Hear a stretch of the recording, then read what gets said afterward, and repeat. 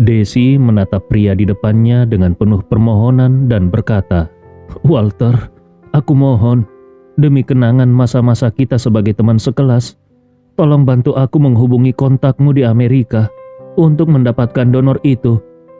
Berapapun biayanya, aku akan membayar 2 kali lipat, dan kelebihan itu bisa menjadi biaya perantara untukmu. Bagaimana?" Pria yang disebut Walter itu tertawa kecil dan berkata dengan nada sinis, "Desi, kau tidak benar-benar mengira aku bersusah payah hanya demi mendapatkan keuntungan kecil dari perbedaan harga, bukan?" Dengan serius dia melanjutkan, "Desi, sejak masa kuliah aku sudah menyukaimu. Tapi saat itu aku belum mandiri secara finansial dan belum mengambil alih urusan keluarga. Keluargaku melarangku menjalin hubungan dengan wanita asing, dan aku tidak berani melawan mereka." Dia tertawa keras lalu dengan bangga berkata, "Namun, sekarang aku sudah menikah dan baru saja ditugaskan ke sini untuk menangani bisnis keluarga di sini. Mereka tidak bisa lagi mencampuri urusanku. Selain itu, keluarga kami memiliki tekad besar untuk masuk ke pasar Indonesia. Aku mungkin harus tinggal di sini setidaknya selama 10 tahun. Desi mengerutkan keningnya dan bertanya, "Walter, apa yang sebenarnya ingin kau katakan?" Walter menaruh tangannya di dada, berpura-pura merasa sakit hati dan berkata, "Desi, 10 tahun ke depan, kalau aku tidak bisa memilikimu, aku akan merasa sangat kesepian dan sunyi." Dengan suara dingin, Desi menjawab, "Walter, sebagai teman lama, aku memintamu untuk menghormati dirimu sendiri." Walter tersenyum licik dan berkata, "Maaf, aku ini tipe orang yang suka berbicara langsung ke intinya. Selama kau mau meninggalkan grup Rapocini dan bergabung dengan perusahaanku sebagai wakil ketua sekaligus kekasihku, aku akan segera mengirimkan donor ginjal dengan pesawat pribadiku. Kalau kau setuju, hari ini, besok, ayahmu sudah bisa menjalani transplantasi ginjal. Bagaimana menurutmu?" Desi menggertakkan giginya karena marah dan berkata, "Walter, kau tidak tahu malu. Ini sama saja dengan memanfaatkan kesulitan orang lain. Lagi pula, kau sudah menikah dan punya anak. Apa yang sedang kau lakukan ini bukankah sama saja dengan mengkhianati istri dan anak-anakmu?" Walter mengangkat bahunya dan berkata dengan santai, "Orang sepertiku menikah hanya untuk memenuhi kewajiban keluarga. Keluargaku menyuruhku menikahi siapa, maka aku menikahinya. Setelah itu, mereka tidak akan mencampuri kehidupan pribadiku lagi." Setelah itu, dia tertawa sinis dan melanjutkan, "Anak-anak katamu, itu lebih tidak penting lagi. Mereka masih kecil sekarang. Ketika mereka besar nanti, aku akan membuat mereka mengerti bahwa uang adalah segalanya. Ketika saat itu tiba, mereka pasti akan memahami apa yang aku lakukan sekarang." Setelah mengatakan itu, Walter tampaknya mengingat sesuatu dan berkata dengan penuh semangat, "Oh iya, kalau kau menjadi kekasihku, kau juga harus memberiku anak. Aku tidak suka menggunakan kontrasepsi, dan aku selalu menginginkan anak blasteran. Sayangnya, tradisi keluarga menuntut kemurnian garis keturunan. Itu sangat merepotkan." Walter tertawa keras lagi dan berkata dengan bangga, "Namun, kalau itu anak di luar nikah dan tidak terlibat dalam hak waris, keluargaku akan menutup sebelah mata. Mereka tidak akan mempermasalahkannya." Desi memandangnya dengan kemarahan yang membara dan berteriak, "Walter, aku tidak menyangka kalau ternyata kau seburuk ini. Kau benar-benar bajingan tidak tahu malu." Walter tertawa dan berkata, "Ayolah Desi, kita ini sudah dewasa. Apa gunanya bicara tentang rasa malu? Lihat saja mereka yang setiap hari berbicara tentang moral dan kebajikan. Bukankah mereka semua penuh dengan kepalsuan?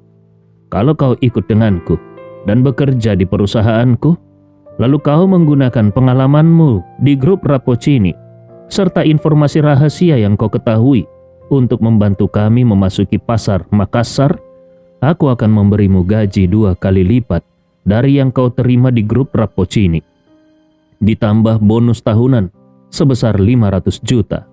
Kalau kau bisa membantuku secara diam-diam, merusak bisnis grup Rapocini, dan membuatku bisa mengakuisisinya dengan harga kurang dari 50 miliar, aku akan memberimu 1 miliar sekaligus. Bahkan yang lebih baik lagi, kita bisa punya kantor yang hanya dipisahkan oleh dinding. Kita bisa memasang pintu rahasia di antara 2 ruangan itu, dengan sebuah lemari untuk menyembunyikannya. Dengan begitu, aku bisa diam-diam datang ke kantormu kapan saja untuk menikmati waktu bersamamu. Sempurna bukan? Apa kau tidak tergoda?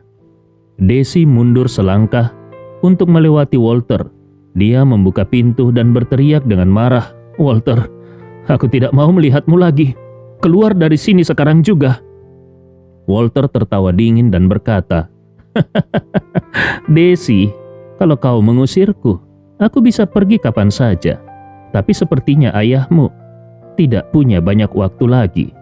Aku sarankan kau mempertimbangkan tawaranku dengan baik." Desi berkata dengan gigih, "Aku tidak akan mempertimbangkannya. Jangan bermimpi, cepat keluar, atau aku akan menelpon polisi sekarang juga." Walter mengangkat kedua tangannya dan berkata dengan santai, Oke. Jangan terlalu emosional. Meski kondisi ayahmu parah, kau masih punya waktu sekitar 1 bulan untuk berpikir. Aku akan berada di Makassar selama ini. Kalau kau berubah pikiran, kau tahu di mana harus mencariku."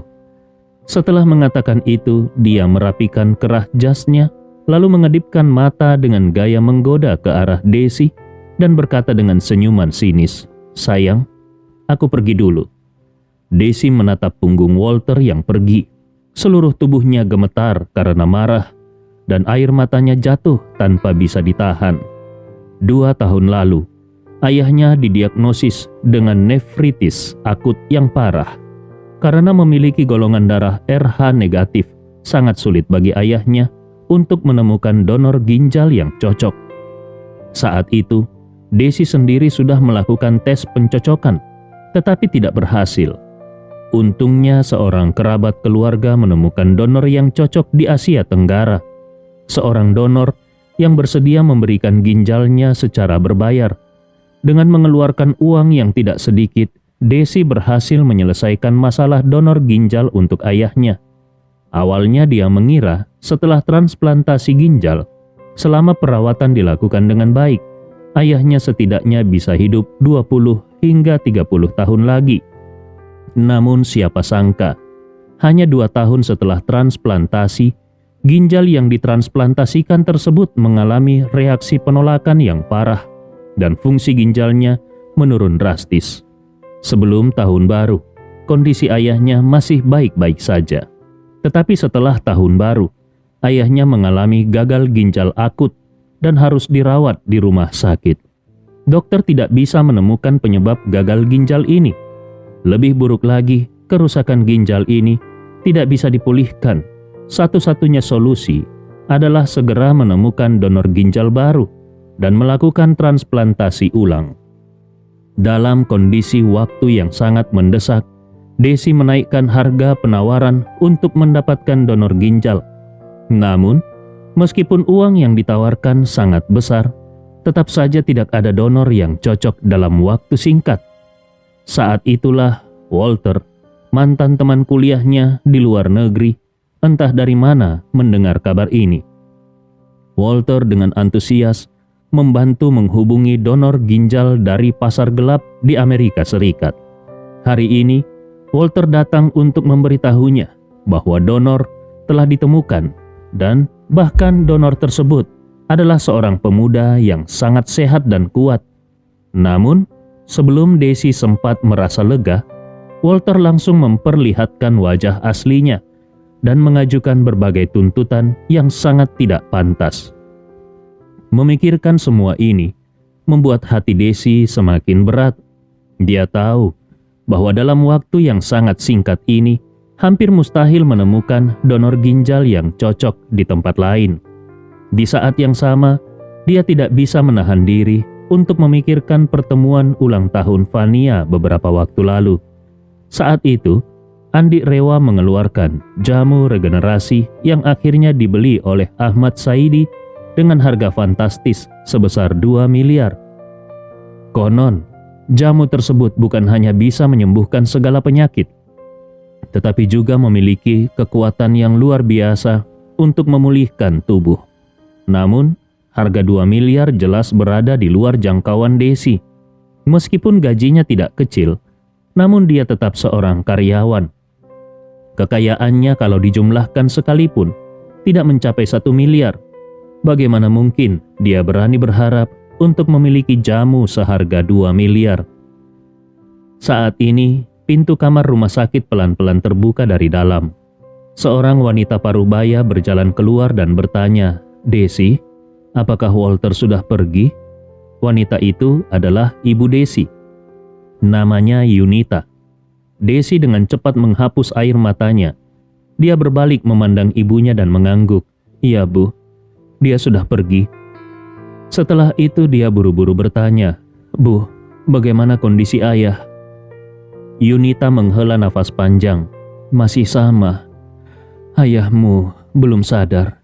Melihat Desi baru saja menangis, Yunita segera mendekat dengan khawatir dan bertanya, "Desi, kenapa kau menangis? Apa yang dikatakan Walter? Bukankah dia bilang sudah menemukan donor ginjal untuk ayahmu? Apa yang terjadi selanjutnya?" Desi menghela nafas berat dan dengan suara rendah dia berkata, "Donor memang sudah ditemukan, tapi dia ingin aku bekerja untuknya dan menjadi simpanannya." Mata Yunita langsung melebar. "Apa? Dia teman kuliahmu bukan? Bagaimana dia bisa begitu tidak tahu malu?" Desi menggeleng dengan putus asa. "Aku juga tidak menyangka. Beberapa tahun setelah lulus, dia berubah menjadi seperti ini." Yunita buru-buru berkata, "Bagaimana kalau kita tawarkan uang lebih banyak? Kalau donornya harganya 200 juta, kita beri dia 400 juta atau bahkan 600 juta. Asalkan dia bisa membantu menemukan donor dan memastikan ayahmu bisa segera operasi. Meskipun kita harus menjual semua aset, Ibu rela." Desi menggelengkan kepala lagi dan menjelaskan dengan serius, "Walter itu anak seorang taipan real estate terkenal di Amerika.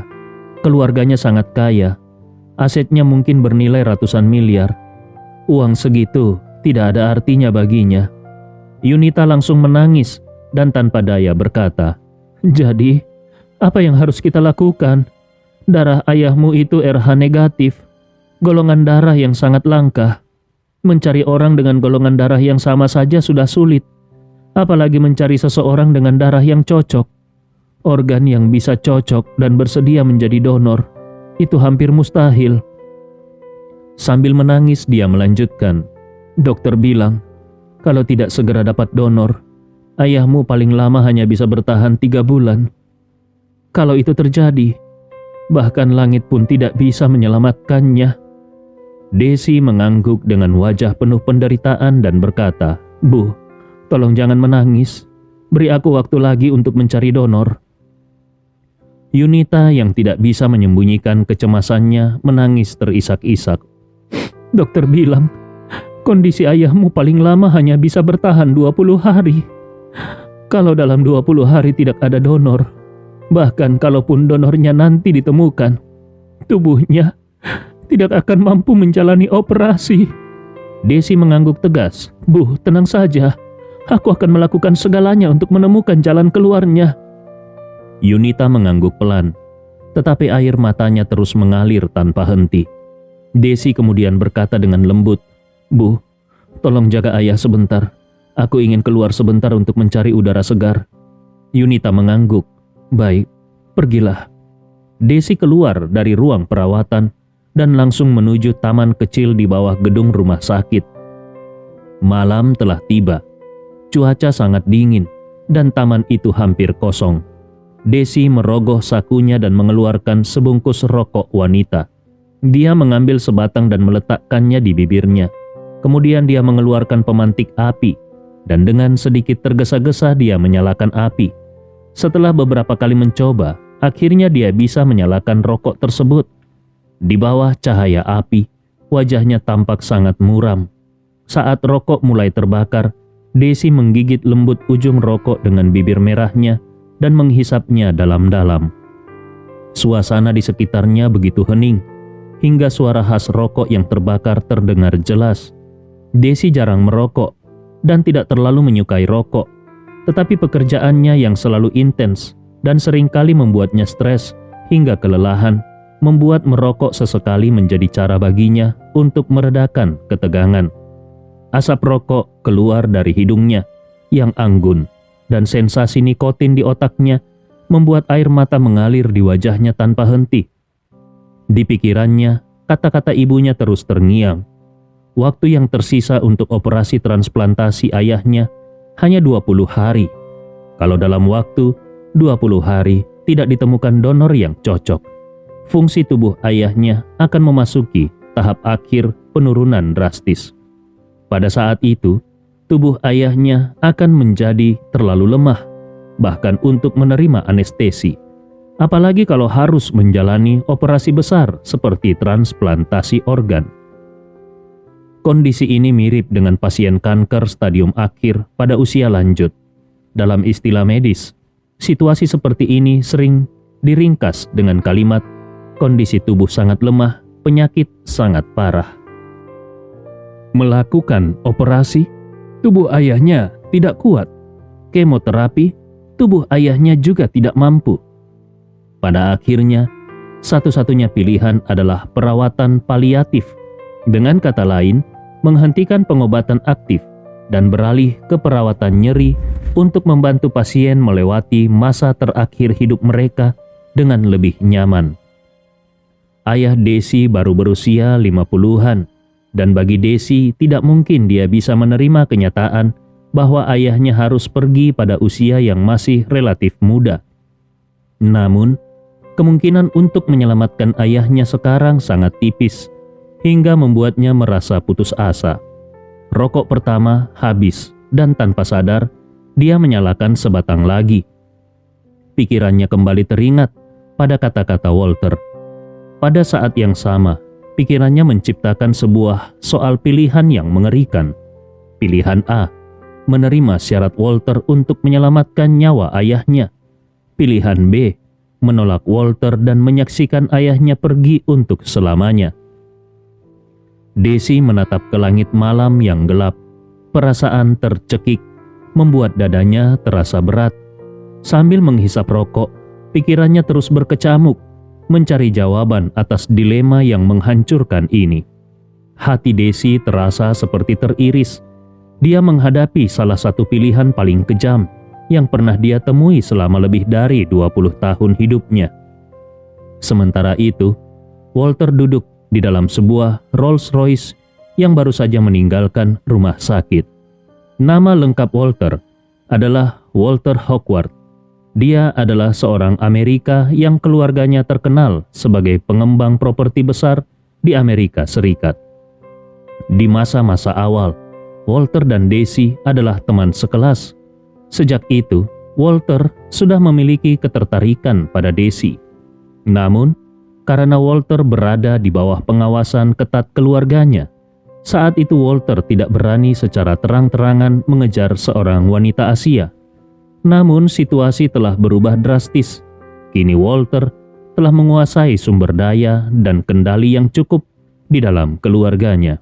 Dengan ekspansi bisnisnya ke Makassar, khususnya di sektor properti, kini dia merasa bebas melakukan apapun yang dia inginkan.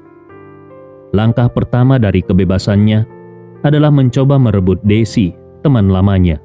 Motivasinya bukan hanya karena ketertarikannya pada Desi.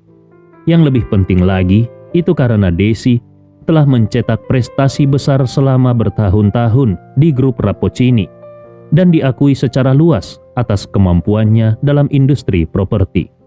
Desi bukan hanya seorang profesional berbakat, tetapi juga memiliki pemahaman mendalam tentang pasar properti di Makassar. Bagi Walter yang baru masuk ke pasar properti Makassar, memiliki Desi di sisinya adalah keuntungan besar dan memungkinkan dia untuk menghindari banyak kesalahan. Selain itu, Desi memegang satu aset lain yang sangat berharga, yaitu informasi rahasia tentang grup Rapocini. Industri properti mungkin terlihat sederhana, membangun dan menjual gedung tanpa banyak teknologi canggih atau inovasi baru. Tetapi sebenarnya, sektor ini memiliki lebih banyak informasi rahasia dibandingkan banyak industri lainnya. Sebagai perusahaan besar, grup Rapocini memiliki akses ke informasi eksklusif tentang arah perencanaan kota. Grup Rapocini mengetahui wilayah mana yang akan dikembangkan atau area mana yang akan memiliki akses ke transportasi massal. Ini bisa menjadi informasi bernilai jutaan dolar. Selain itu, proses lelang tanah dan proyek selalu memiliki batas harga yang sangat rahasia. Kebocoran informasi seperti itu bisa menyebabkan kerugian besar bagi perusahaan. Walter melihat Desi sebagai pintu masuknya ke dalam kumpulan informasi ini. Rencananya sederhana, tetapi jahat. Merekrut Desi ke dalam timnya, menyerap semua rahasia grup Rapocini, lalu perlahan-lahan menghancurkan perusahaan tersebut dari dalam. Setelah itu, dia akan merebut pasar properti Makassar sepenuhnya untuk dirinya sendiri. Di dalam mobilnya, Walter menatap foto Desi di layar ponselnya dan dengan senyum licik dia bergumam, "Desi, kali ini aku akan benar-benar sepenuhnya menaklukkanmu."